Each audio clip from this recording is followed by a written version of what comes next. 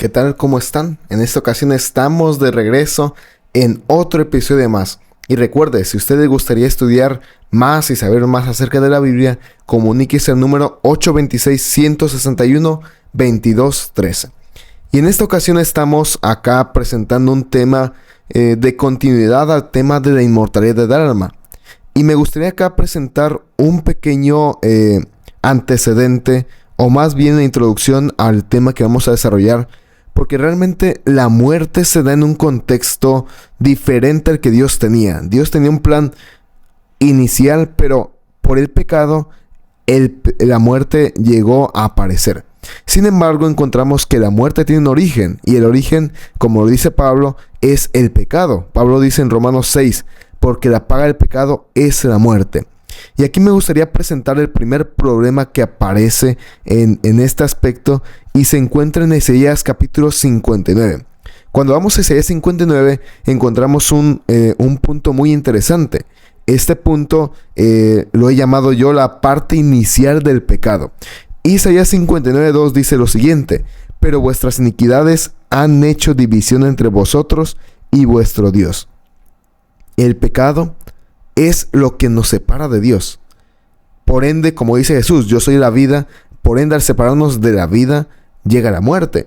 Sin embargo, el ser humano se ha separado desde su inicio de Cristo, de Dios, de la deidad. Por ende, llega el pecado y el ser humano sufre. Y continúa diciendo Isaías 59:2: y vuestros pecados han hecho ocultar de vosotros su rostro para no oír. El punto inicial acá que me gustaría presentar es que la muerte se da por el pecado. Y como dice Isaías 59:2, el pecado es la separación entre Dios y el hombre. Y eso lo podemos ver, por ejemplo, en Génesis capítulo 3. Cuando vamos a Génesis 3, encontramos el inicio de todo, donde Adán y Eva comienzan a pecar después de probar el fruto del árbol prohibido. Y vemos ahí cómo es que Adán y Eva se esconden de la voz de Dios. Y Dios les pregunta por primera vez: ¿dónde estás tú? Esta pregunta nos lleva a reflexionar en que el pecado es una separación de Dios. Por ende, el separarnos de Dios nos lleva a sufrir muerte, a sufrir enfermedad, a tener aflicciones, entre otros aspectos. Posteriormente, vemos que surge este problema. Pero con este problema surge también una solución que ya estaba presentada desde mucho antes. Esta solución la encontramos en diferentes partes de la Biblia. Pero me gustaría que fuéramos al inicio. Génesis capítulo 3. Génesis 3 plantea el inicio del pecado y también plantea el inicio del plan de redención, que significa o que nos lleva a pensar en cómo Dios iba a reconstruir, a redimir al ser humano. Y no olvidemos esa palabra, que es una palabra que vamos a utilizar mucho a lo largo de este estudio. El plan de redención o el plan de restitución del ser humano a como era antes del pecado comienza desde Génesis 3 a tomar parte activa. Y lo encontramos, por ejemplo, Génesis capítulo 3, encontramos la parte del inicio del pecado, el origen del pecado aquí en la tierra. Y Génesis 3 plantea lo siguiente, versículo 15: y pondré enemistad entre ti y la mujer. Y aquí, cuando habla de mujer, no habla literalmente, bueno, se habla literalmente de Eva, pero también hace una aplicación a la parte de, que más adelante veremos, que implica la separación entre la descendencia de la mujer, que son los que se han mantenido fieles desde que salieron del Edén hasta el tiempo final, y la enemistad entre la serpiente, que la serpiente, pues vemos, por ejemplo, me gustaría citar un texto, Apocalipsis capítulo 12, Apocalipsis 12, versículos 5 y 6. Si por ahí lo tiene, vaya a buscarlo. Apocalipsis 12, versículos 5 y 6. Y dice lo siguiente: 12, 5 y 6. El 4 dice un poco para entender esto: y su cola arrastraba la tercera parte de los ángeles y los arrojó a la tierra. A la tercera parte de las estrellas del cielo los arrojó sobre la tierra. Y el dragón se paró sobre la mujer. Aquí vemos la misma analogía de Génesis 3. Vemos a un dragón que más adelante dice el versículo 9: y fue lanzado el dragón, la serpiente antigua, que se llama Diablo y Satanás, el cual engaña al mundo entero. Fue arrojado a la tierra y sus ángeles fueron arrojados con él. Aquí encontramos, entendiendo la parte de Génesis 3, cómo es que desde un inicio la serpiente, que aquí Juan, el profeta amado, el apóstol amado, que es el que escribe el libro de Apocalipsis, aquí vemos que Juan identifica a la serpiente de Génesis 3 con Satanás y dice literalmente, y Satanás, la serpiente antigua, fue echada fuera. Y encontramos aquí que la cola arrastraba la tercera parte de los ángeles. Y esa cola, algunos lo han identificado como la parte de la mentira. Porque dice en el versículo 9, y fue lanzado fuera el gran dragón, la serpiente antigua, el cual se llama Diablo y Satanás, el cual engaña al mundo entero. Vemos que la parte inicial y el arma fundamental o el arma principal que utilizó Satanás para engañar a los ángeles en el cielo fue el engaño. Algo que utiliza Satanás en Génesis 3 para hacer que la mujer y Adán y Eva caigan en pecado. Entonces encontramos acá que Génesis 3 plantea el inicio del problema, que es el pecado aquí en la tierra. Y regresemos a Génesis capítulo 3, que ahí nos plantea también el inicio del plan de salvación ya aplicado de forma práctica. Génesis 3 dice lo siguiente, en el versículo 21. Y Jehová Dios hizo al hombre y a la mujer túnicas de pieles y los vistió. Y aquí también encontramos la parte de la muerte, porque inclusive antes, previamente, me gustaría que fuéramos algunos versículos antes, que dice en el versículo 19, con el sudor de tu rostro comerás el pan hasta que vuelvas a la tierra. Y si recordamos, Adán fue hecho del polvo de la tierra. Por ende, la muerte es regresar el cuerpo al polvo de la tierra. Porque de ella fuiste tomado, pues polvo eras y polvo serás. Y acá la pregunta es, ¿cómo encontramos aquí el plan de redención en Génesis 3? Si nota usted, Adán y Eva salen del Edén y Dios les hace túnicas de pieles. La pregunta es, ¿de dónde sacó Dios túnicas de pieles? Bueno, muy sencillo. Las túnicas de pieles las sacó de animales. Y es algo interesante porque, por ejemplo, vamos a analizar algunos textos. Génesis capítulo 4. Génesis capítulo 4, la primera discordia entre los hermanos. Génesis 4 dice lo siguiente en el versículo 4. Y Abel trajo también de los primogénitos de sus ovejas, de lo más gordo de ellas, y miró Jehová con agrado a Abel su ofrenda. Y la pregunta es, ¿qué iba a hacer Abel con el cordero? Fácilmente, la respuesta es, iba a sacrificar ese cordero como ofrenda. Y si ustedes sigan avanzando, vamos por ejemplo, después del diluvio, con Noé, vemos en Génesis 8:20 que dice lo siguiente. Y edificó Noé un altar a Jehová, y tomó de todo animal limpio y de toda ave limpia, y ofreció holocausto en el altar. Y aquí la pregunta es, ¿por qué otro altar? ¿Por qué otro sacrificio? Bueno, sigamos avanzando. Génesis capítulo 12. Vamos a Génesis capítulo 12. Génesis 12. Y ahí me gustaría que fuésemos a la parte de este texto. Ya con Abraham. Ya avanzamos bastante tiempo. Génesis capítulo 12. Dice el versículo 8. Luego se pasó de allí a un monte al oriente de Betel. Y plantó su tienda, teniendo a Betel al occidente y a Jaí al oriente. Y edificó allí altar a Jehová e invocó el nombre de Jehová. La pregunta acá es, ¿cómo es que Abraham también edifica un altar? Y usted sigue avanzando y encuentra que los israelitas sacrificaban sacrificios a Jehová, vaya la redundancia.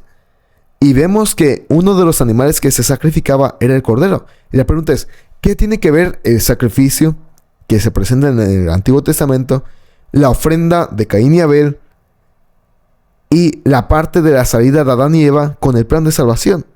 Muy fácilmente, cuando vamos avanzando a lo largo de la Biblia, llegamos hasta el Nuevo Testamento. Y Juan capítulo 1, versículo 29 dice lo siguiente. Y les invito a ir a buscarlo. Dice Juan el Bautista: al siguiente día vio Juan a Jesús y dijo: he aquí el Cordero que quita el pecado del mundo. Vemos que Juan relaciona la parte de un cordero con Jesús. Y dice, Jesús es el que va a quitar el pecado del mundo. Por ende, el cordero que se sacrificaba durante más de 1400 años, o se sacrificó antes de Cristo, que quitaba el pecado simbólico del judío penitente, del israelita, que iba a ofrecer al santuario. Vemos que ahora Juan dice, Jesús es el cordero del cual ha simbolizado todo ese sistema de sacrificios. Y dice que he aquí el Cordero de Dios que quita el pecado del mundo. Y aquí me gustaría ir a Apocalipsis, porque Apocalipsis es un libro muy interesante. Más que abordar profecías, la parte de tiempos, de historia, aborda una parte cristocéntrica. Y aquí me gustaría que fuésemos a a Apocalipsis capítulo 1, versículo 5. Antes de ir al corte, Apocalipsis capítulo 1, versículo 5 nos dice lo siguiente. Apocalipsis capítulo 1, versículo 5.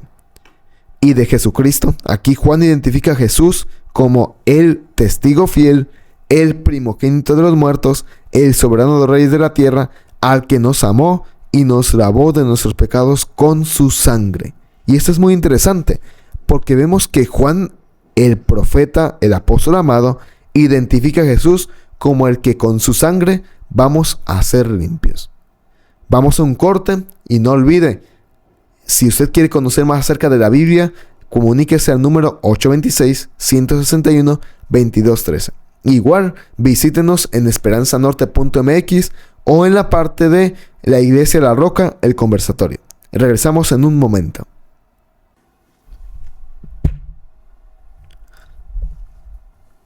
Muy bien, estamos de vuelta acá en este programa analizando la parte de qué es lo que ocurre después de la muerte. Y hemos visto la parte en el lapso anterior, cómo es que los sacrificios presentaban una parte de salvación. Y vemos que Juan el Bautista incorpora este aspecto a la parte de Jesús y lo identifica como: he aquí el Cordero de Dios que quita el pecado del mundo. Y aquí me gustaría abordar un aspecto muy interesante, porque la Biblia, más el Nuevo Testamento, aborda la metáfora, o más que metáfora, aborda la parte de la interpretación o relación entre las obras y la parte de las ropas. Y aquí me gustaría que fuésemos a algunos textos muy interesantes. Pero primero vamos a ir viendo esta parte. Apocalipsis capítulo 1, versículo 5 dice: y de Jesucristo el testigo fiel, el que nos amó y nos lavó nuestros pecados con su sangre. Vemos que los pecados son lavados con la sangre de Cristo. Eso significa que la sangre de Cristo limpia nuestras faltas. La sangre de Cristo nos limpia. Por ende, vamos a ir analizando esto. ¿Qué es lo que quiere decir Juan el Bautista? ¿Qué es lo que quiere decir Juan, el apóstol amado, con la parte de que Cristo nos limpia de nuestros pecados? Vamos a ir a Apocalipsis capítulo 5. 5 dice lo siguiente, Apocalipsis 5, y aquí se presenta la gran visión, la visión de, algunos lo han llamado el rollo y el cordero, la visión de Jesús como siendo ya presentado en el cielo. Pero vamos a analizar un poquito esta parte. Apocalipsis 5 se presenta la escena, Juan el Bautista entra en visión, es una visión unida del capítulo 4 y capítulo 5, y Juan el Bautista comienza a ver y ve un rollo, ve a un personaje, un ser ahí poderoso, que es el Padre, y el Padre sostiene un rollo, y este rollo tiene 7 sellos. Y Juan el Bautista, Juan el apóstol amado, pregunta: ¿quién puede abrir este sello? ¿Quién es digno? La pregunta que es: ¿quién es digno? Y aquí se responde la pregunta: nadie es digno de abrir el libro, ni de leerlo, ni de mirarlo. Y entonces Juan comienza a desfallecer, comienza a preocuparse. Y uno de los ancianos le responde así: he aquí el león de la tribu de Judá, la raíz de David, ha vencido para abrir el libro y desatar sus 7 sellos. Aquí uno de los ángeles dice, uno que es de la tribu de Judá, que es el león de la tribu de Judá. Esa persona ha vencido. Y la pregunta es, ¿cómo es que ha vencido? Fácilmente. Vemos que la vida de Cristo aquí en la tierra fue una vida de pruebas, dificultades, pero Él venció la muerte. Entonces aquí Juan el apóstol amado dice, uno que ha vencido, le dice el ángel, es el que tiene la dignidad de abrir el libro y desatar sus 7 sellos. Y ahora Juan el profeta amado, sigo con Juan el Bautista, Juan el profeta amado, primero oye la parte de un león. Vemos que la imagen de un león es un ser majestuoso, poderoso. Algunos lo llaman el rey de la selva.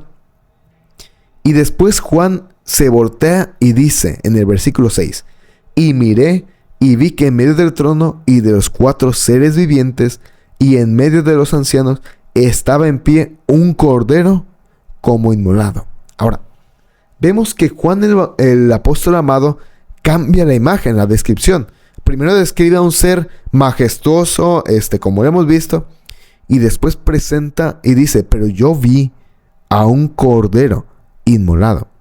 Este cordero, vemos que la imagen de un cordero es pues un animal en cierta parte humilde, un animal manso, un animal que se deja acariciar, un animal que puede ser cargado, llevado. Y vemos que es una imagen un poco contrastante, un león con un cordero, bastante antagónicos. Entonces dice, vi en medio del trono un cordero como inmolado. Y aquí va el punto, el cordero estaba inmolado. Y dice que el cordero era digno de abrir el libro. Y más adelante dice, en el versículo 8, y cuando hubo tomado el libro, los 4 seres vivientes y los 24 ancianos se postraron delante del cordero. Vemos que los ángeles y los seres celestiales le rinden honor al cordero. Y dice el 9, y cantaban un nuevo cántico diciendo, digno eres de tomar el libro y de abrir su sello. Vimos que aquí el cordero tiene la dignidad de abrir el libro y desatar sus sellos. Y más adelante dice, porque tú fuiste, y esta es la justificante, porque tú fuiste inmolado y con tu sangre nos has redimido para Dios de todo linaje y lengua y pueblo y nación. Y aquí me gustaría pausar un poquito esta parte, porque la muerte de Cristo es la que nos redime, es la que nos hace dignos de ser llamados hijos de Dios. Y ahorita lo vamos a ver un poquito más adelante. Entonces, la sangre de Cristo aquí nos presenta que es la que nos redime. O sea, nos quita del pecado y nos salva. Y dice el 10, y nos has hecho para nuestro Dios reyes y sacerdotes y reinaremos sobre la tierra. Entonces encontramos acá que Cristo, vemos en Apocalipsis 1:5, la sangre de Cristo nos limpia del pecado, pero vemos acá en Apocalipsis 5 que la sangre de Cristo nos redime y nos hace dignos de ser reyes y sacerdotes. La sangre de Cristo. Sin embargo, aquí me gustaría abrir un paréntesis para presentar la parte de cómo es que un cordero. ¿Por qué un cordero? Vemos que todos los sacrificios, inclusive Juan en su evangelio en el 1:29 dice, he aquí el cordero que quita el pecado del mundo. Pero la pregunta es, ¿por qué se utiliza un cordero? Y vemos aquí algo muy interesante que me gustaría dejarles en su mente.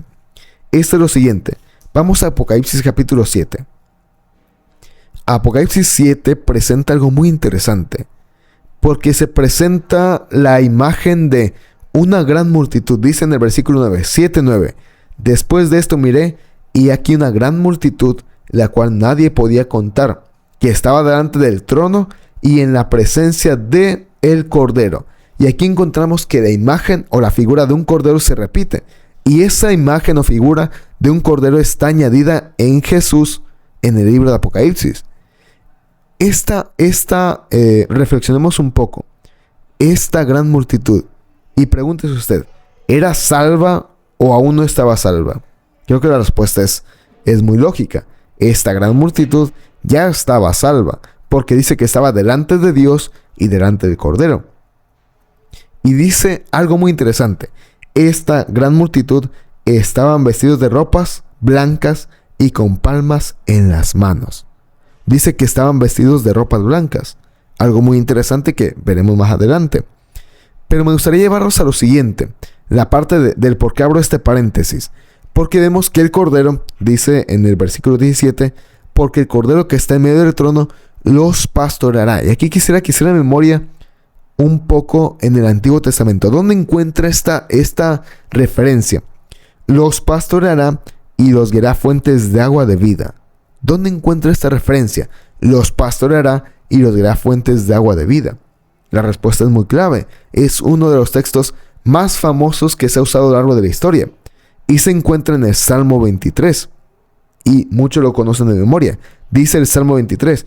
Y voy a citar algunos otros textos de ahí para clarificar un poco esto.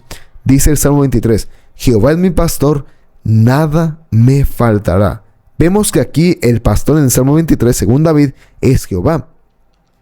Pero en Apocalipsis 7, para Juan, el profeta y el apóstol amado, el pastor o el que pastorea a la gran multitud es un cordero. O sea, es Cristo el que los pastorea. Y sigue diciendo el Salmo 23, que me gustaría tomar otro texto de aquí. Dice el Salmo 23, aunque en el 2, en lugares de delicados pastos me hará descansar, junto a aguas de reposo me pastoreará, confortará mi alma, me guiará por sendas de justicia, por amor de su nombre. Y hay algo interesante acá. Vemos que en Apocalipsis 7, Cristo el Cordero es el que los pastorea, y en Salmo 23 es Jehová, pero vemos que en la Biblia Cristo también se le llama como Jehová. Entonces, Cristo toma más sentido esta imagen cuando vemos que Cristo es el que nos pastorea y nos guía, porque es lo que dice Apocalipsis capítulo 7. E inclusive dice el versículo 5, unges mi cabeza con aceite. Esto era algo que hacían los pastores cuando iban por una oveja que estaba perdida. Y si ustedes notan la parábola de la oveja perdida, encontramos que se presenta este aspecto. El pastor va, busca a su oveja y le atiende para que esta oveja esté lo más cuidada posible. Entonces acá, el Cordero, Cristo, no solamente es el que nos salva, Cristo es el que nos guía a través de las sendas de justicia y a través de los momentos de aflicción. Regresando un poco a Apocalipsis 7. Vamos a Apocalipsis capítulo 7. Vamos a seguir analizando ese hermoso texto. Apocalipsis 7 presenta, algunos han dividido el capítulo y presentan de una parte la gran multitud y de otra parte los 144,000, que igual en algún momento lo abordaremos para clarificar algunas dudas. Pero igual les digo, si tienen más dudas, contáctenos al número 826-161-2213. Apocalipsis capítulo 7 es uno de mis capítulos favoritos del libro de Apocalipsis. Regresando y cerrando el paréntesis, dice el versículo 11. Y todos los ángeles estaban en pie alrededor del trono y de los ancianos y de los seres vivientes, y se postraron sobre su rostro para adorar a Dios delante del trono. Vemos acá que toda la parte de la imagen, toda la parte de cómo se presenta el cielo es adoración al Padre y al Hijo. Y continúa diciendo en el versículo 13, estos que están vestidos de ropas blancas, ¿quiénes son? Le hace la pregunta el ángel o el anciano, uno de los ancianos, a Juan. ¿Estos quiénes son? ¿Y de dónde han venido? Y dice Juan, el apóstol amado, Señor, tú lo sabes, yo apenas vengo llegando acá. Y el anciano le responde, estos son los que han salido de la gran tribulación y han lavado sus ropas y las han emblanquecido en la sangre del Cordero. Y vemos aquí que la sangre del Cordero lava y limpia las ropas. Y la pregunta es, ¿qué son las ropas? ¿Por qué se utiliza esa analogía de las ropas? ¿Qué tienen que ver las ropas con la salvación? Bueno, para eso tenemos que ir al Nuevo Testamento, a uno de mis libros favoritos, el libro de Mateo. Mateo capítulo 22. Vamos a Mateo capítulo 22. Una de las parábolas muy conocidas por muchas personas dentro del cristianismo es la parábola de Mateo 22. El rey que le hace de fiestas de bodas a su hijo. Pero ahorita vamos a ver una perspectiva un poquito diferente. Mateo capítulo 22. Mateo 22 comienza diciendo Jesús aquí. Y vamos a analizarlo parte por parte porque me gustaría que quedara lo más entendido posible. Igual, si usted tiene alguna pregunta, coméntenos por ahí para poder responderla más adelante. Dice Jesús en el versículo 2. El reino de los cielos es semejante a un rey que hizo de fiesta de bodas a su hijo. Y aquí me gustaría identificar al rey como el Padre y al Hijo pues como Cristo. Y dice el versículo 3. Envió a sus siervos a llamar a los convidados a las bodas, mas estos no quisieron venir. Aquí los siervos, a través de la orden del rey, van e invitan, pero no quieren ir a los invitados.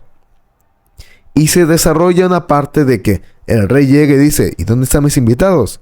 Y todos dicen, pues es que no quisieron venir. Los siervos le dicen, Señor, nosotros los fuimos a invitar y algunos dijeron que tenían cosas que hacer y no vinieron. Entonces el rey le dice, no puede ser posible que mi boda o que la boda de mi hijo, la fiesta quede vacía. Entonces el rey hace una orden y dice lo siguiente. Id pues a la salida de los caminos y llamad a las bodas a cuantos halléis. Y dice el versículo 10. Y saliendo los siervos por los caminos, juntaron a todos los que hallaron juntamente malos y buenos, y las bodas fueron llenas de los convidados. Y aquí las bodas, podríamos decir que era parte de una comunión y de un acceso al cielo, porque nosotros vamos a la cena de las bodas del Cordero al cielo. Pero obviamente tienen que pasar primero las bodas y después ir a la cena de las bodas del Cordero. Pero si no estamos en las bodas, no podremos estar en las bodas del Cordero, en la cena de las bodas del Cordero. Por ende, esto nos presenta una metáfora o un ejemplo de cómo se presenta la salvación. Y ahorita vamos a ir ya casi cerrando con este aspecto. La parte de las bodas. Dice el versículo 10. Vayan y llamen a todos cuanto halléis, sean buenos o malos. Sin embargo, en el versículo 11, aquí el rey entra y dice lo siguiente. Y vi allí un hombre que no estaba vestido de bodas. Y dice el 12. Amigo, pero ¿cómo pudiste entrar a esta boda sin estar vestidos o sin tener los vestidos de la boda? Mas él enmudeció. Y aquí encontramos que para poder entrar al reino de los cielos ocupamos estar vestidos de ciertas ropas. Y al regresar vamos a estar viendo cuáles son esas ropas que tenemos que portar para entrar al reino de los cielos. Sin embargo, si usted tiene alguna pregunta, llame al número 826 o manda algún mensaje 826-161-2213.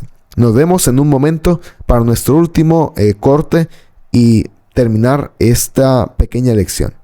Regresamos en un momento. En la Universidad de Navojoa ofrecemos a nuestros alumnos grandes beneficios para su vida académica y profesional. Algunos de estos beneficios son: Centro de Innovación y Desarrollo de Negocios donde podrás formar tu propia empresa. Convenios nacionales y en el extranjero para prácticas profesionales y servicio social. Disfrutarás de un ambiente social y espiritual extraordinario. Obtendrás una educación integral. Reforzarás e incluirás el idioma inglés durante 7 semestres de la licenciatura. La Universidad de Navojoa tiene los mejores precios en educación universitaria de nuestro país. Pregunta por la licenciatura de tu interés y por nuestros planes de financiamiento especiales. Informes al teléfono 642-423-3085 o al WhatsApp 642-156-3499 o visita nuestra página web www.una.edu.mx. Die Universidad de Navojoa yak oyontonik tastael tilekil achkushlehal sventas bahtel osil limetas maleot kutik. Muy bien, estamos de vuelta en este espacio, ya nuestro último espacio acá. Y me gustaría ya ir contestando la pregunta para casi ir cerrando con esto y no perdernos en la temática. Pero recuerde, si tiene alguna pregunta, llame, contáctenos al número 826-161-2213. Y lo que estamos analizando es qué es lo que tengo que tener o debo tener para entrar en los cielos. Y realmente la Biblia nos dice que debemos de tener ciertos vestidos para entrar al reino de los cielos. Y aquí me gustaría ejemplificarlo muy fácilmente. El rey entra a la fiesta de bodas y no tiene vestidos. Ahora recuerde esto. A la cena de las bodas o a la fiesta de las bodas les son llamados buenos o malos. Y en el reino de los cielos es lo mismo. Cuando Dios nos invita y nos llama, todos somos malos. Nadie es bueno completamente. Inclusive vemos en la parte de las parábolas de Jesús, cómo es que Jesús trata de decirle a los fariseos, nadie es bueno, todos somos malos, todos necesitamos salvación, todos estamos podridos de llagas desde la coronilla de la cabeza hasta la planta del pie. Sin embargo, el ir a Cristo es ese proceso de cambio.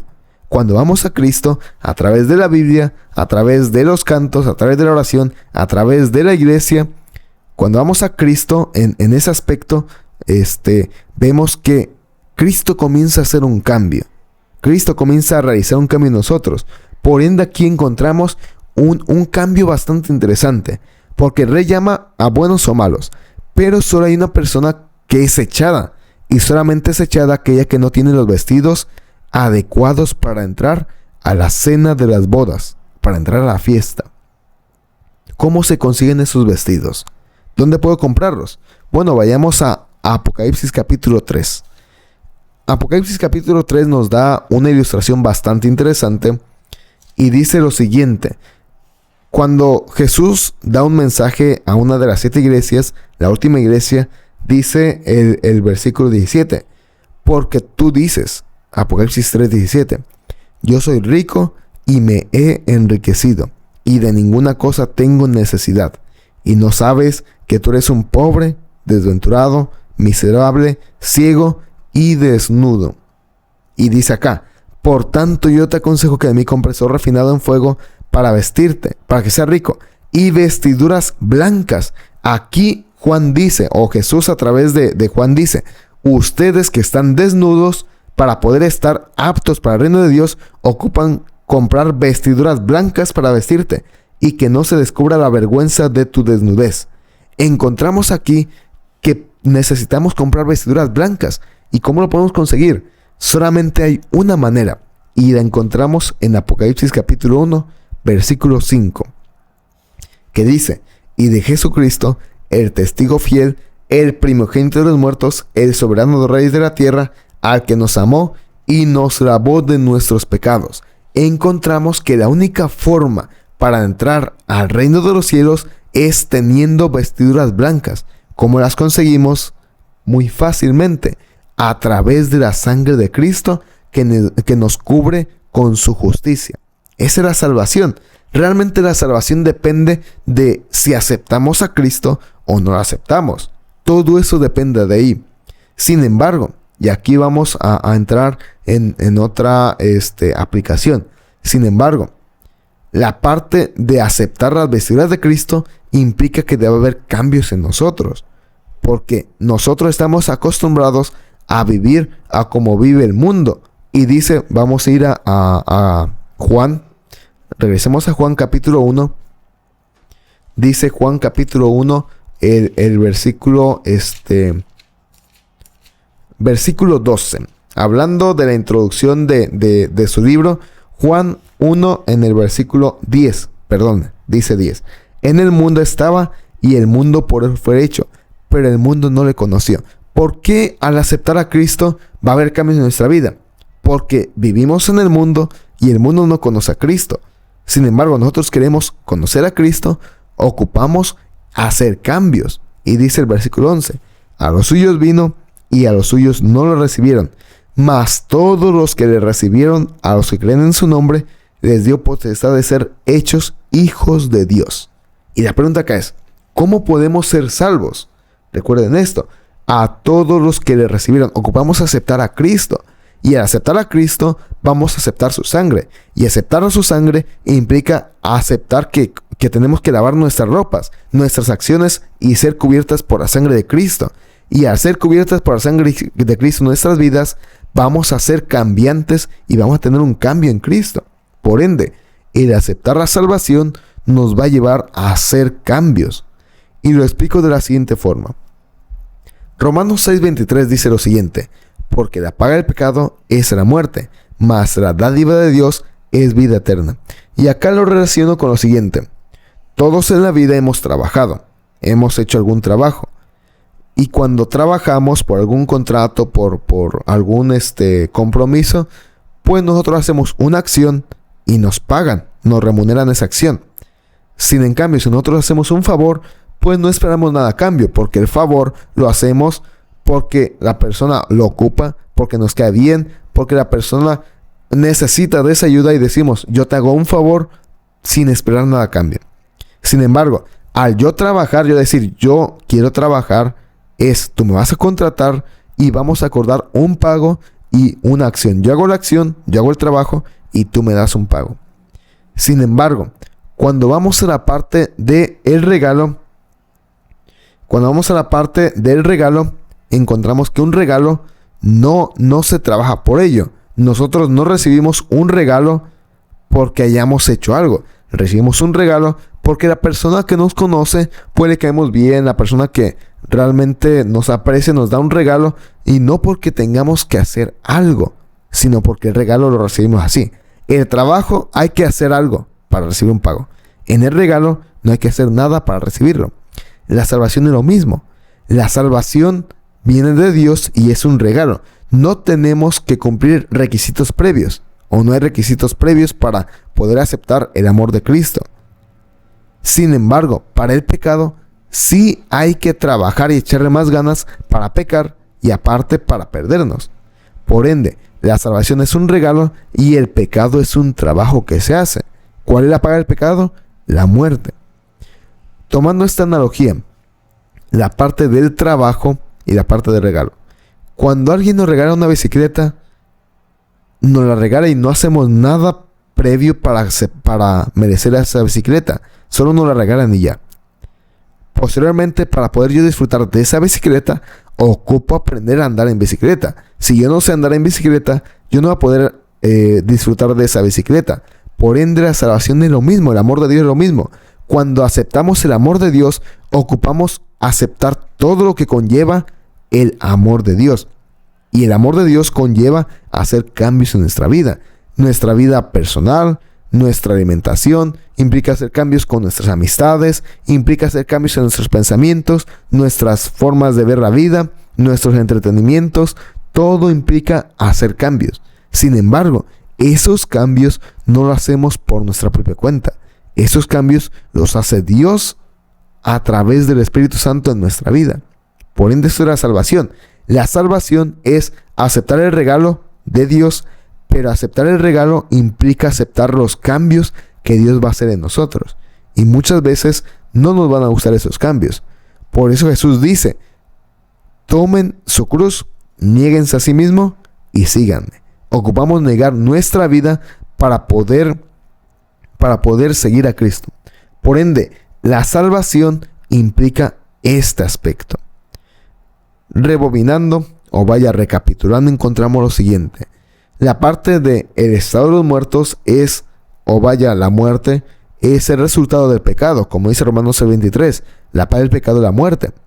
Sin embargo, Dios, cuando comienza la muerte aquí en la tierra, comienza también a ejecutarse el plan de salvación, aunque ya está planeado desde mucho antes. Y el plan de salvación implicaba que Cristo viniese a morir en la cruz de Calvario. Implicaba que Cristo viniera a sufrir como un cordero que por más de 1400 años fue presentado el sistema de sacrificios que simbolizaban a Cristo. Y Juan el Bautista lo reduce en una frase: he aquí el cordero que quita el pecado del mundo. Por ende, hermanos, la parte de la salvación conlleva a conocer que sí hay muerte, sí hay sufrimiento, no hay que negar esa parte, pero eso nos dice que hay una salvación y una vida eterna. Y un texto muy interesante, San Juan 3:16, porque la paga del pecado es la muerte. Juan 3:16, porque de tal manera amó Dios al mundo que dio a su Hijo unigénito, para que todo aquel que en él crea no se pierda, mas tenga vida eterna. La parte de la salvación implica aceptar a Cristo. Y aquí me gustaría entrar en otro tema para ya casi ir finalizando, ir culminando este aspecto, la parte de cómo es que Dios trabaja en nuestra vida. Y aquí entra un poco la fe, porque ocupamos confiar en Dios detenidamente. Hebreos 11, un texto muy conocido por muchas personas, y si es la primera vez que lo escucha, es un texto muy bueno, muy hermoso. Hebreos capítulo 11. Hebreos capítulo 11 es una carta, la carta de Hebreos o a los Hebreos es una carta muy interesante que aborda la parte del santuario, aborda la parte del sistema de sacrificios, pero Hebreos 11 presenta la parte interesante de qué es la fe. Y la fe, dice Hebreos 11, es pues la fe la certeza de lo que se espera, la convicción de lo que no se ve. Y aquí entramos en dos partes. Uno, la parte o la certeza de lo que se espera. Yo espero la venida de Cristo, es una certeza. Sin embargo, también implica la parte de confiar a pesar de que nuestra lógica no nos diga nada. A pesar de que nuestra lógica diga, eso es incorrecto. Y recordemos lo siguiente, la lógica humana no nos permite ver muchas veces lo que la fe quiere que veamos, porque la lógica es desde una perspectiva humana, pero la fe es un resultado divino. Por ende, muchas veces nuestros planes no van a estar de acuerdo a los planes de Dios. Y para yo poder ser salvo, ocupo sacrificar mis planes para que los planes de Dios se cumplan en nuestra vida. Por ende, acá está la convicción de lo que no se ve. Usted va por la vida pidiéndole a Dios un cambio, tal vez está pidiendo a Dios un milagro, le está pidiendo a Dios una salida, le está pidiendo a Dios una respuesta, pero usted no ve nada claro. Usted está confiando en Dios y ocupamos confiar en Dios. Eso es la fe. La fe es tener la convicción de lo que esperamos. Esperamos la segunda venida de Cristo, esperamos ese milagro, esperamos esa parte de esa solución, ese aviso, ese problema, esa salida. Pero también tenemos la convicción de que aunque no veamos la mano de Dios al instante, Dios va a estar ahí. Dios va a estar ahí. Y muchas veces el ser humano, como seres humanos, queremos resultados a corto plazo y no resultados a largo plazo. Siendo que los resultados a largo plazo nos ayudan a vivir mejor. Y les pongo dos ejemplos muy fácilmente.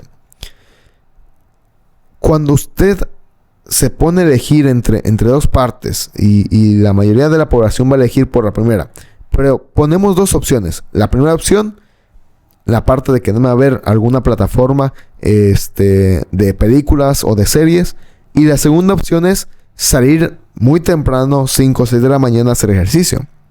Muchos elegirían la primera. Y hay que ser sinceros, la primera nos da un resultado momentáneo feliz o aparente felicidad. Nos da una satisfacción muy buena momentáneamente. Pero a largo plazo, la segunda opción nos va a dar un resultado feliz, con una felicidad real, y nos va a dar más resultados. Eso es la salvación y los placeres de este mundo. Los placeres de este mundo nos dan resultados momentáneos, pero que se esfuman a la par o a la vuelta de la esquina. Sin embargo, los planes divinos nos dan resultados a largo plazo, aunque a veces tengamos que sacrificar momentos de felicidad o momentos de satisfacción al instante. Pero al final nos va a dar una salvación y una solución muy buena.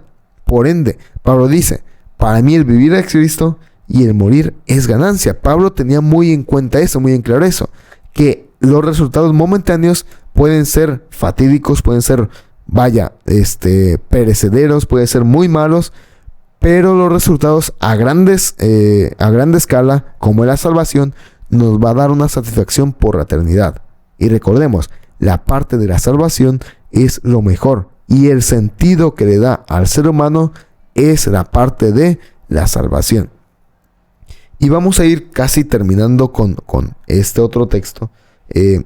La parte de cuando analizamos la salvación y cómo Dios actúa, recordemos, muchas veces Dios va a actuar de forma diferente.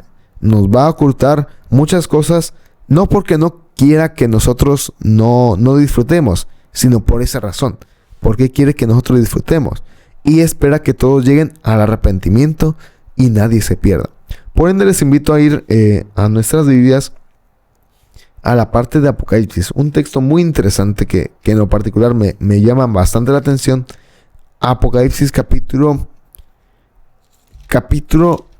21. Apocalipsis capítulo 21. Perdón, vamos al 22. Dice lo siguiente. Después me mostró un río limpio de agua de vida resplandeciente. Aquí Juan el profeta amado ve el cielo. ¿Qué salía del trono de Dios y del Cordero? Aquí se repite otra vez la parte de la figura de un cordero. Y dice en el versículo 3, y no habrá más maldición, y el trono de Dios y el Cordero estará en ella, y sus siervos le servirán, y verán su rostro, y su nombre estará en sus frentes. Cuando vemos la Biblia, sea cual sea su concepto de la Biblia, sea bueno, sea malo, pero cuando vemos la Biblia, encontramos algo muy interesante, que lejos de si creemos o no en la Biblia, encontramos que la Biblia presenta un material para una conformidad o una reconfortidad del alma, y aparte nos presenta la solución. Y la Biblia nos presenta y nos dice, al final de todo el tiempo, al final de todo esto, va a ocurrir que va a venir Jesús por segunda vez y vamos a entrar al reino de los cielos. Sin embargo, vayamos a otro libro, un profeta menor que pocas veces se estudia, y les invitaría a estudiarlo. Es un libro muy pequeñito, se encuentra entre los libros llamados profetas menores, y es un libro muy bueno. Habacuc capítulo 3, la oración de Habacuc dice lo siguiente, y me gustaría que se quedaran con esto: aunque la higuera no florezca, ni en las vides haya frutos, aunque falte el producto de el olivo, y los labrados no den mantenimiento, y las ovejas sean quitadas de la majada, y no haya vacas en los corrales, con todo esto yo me alegraré en Jehová, y me gozaré en el Dios de mi salvación. Jehová, el Señor, es mi fortaleza. Dice Habacuc, aunque todo en la vida me falte, yo sé que esperaré en Jehová. Y recuerde la frase de Hebreos 11:1. La fe es la certeza de lo que se espera y la convicción de lo que no se ve. Muchas veces en la vida esperamos una solución, pero realmente no vamos a ver de forma física o de forma práctica o al instante esa solución. Tengamos la convicción y la certeza de que aunque no lo veamos, Dios nos lo va a dar. Con esto hemos terminado esta parte. Esperamos que nos sintonicen la siguiente semana. Y si tienen alguna pregunta, contáctese al número 826-161-2213. Que Dios les bendiga.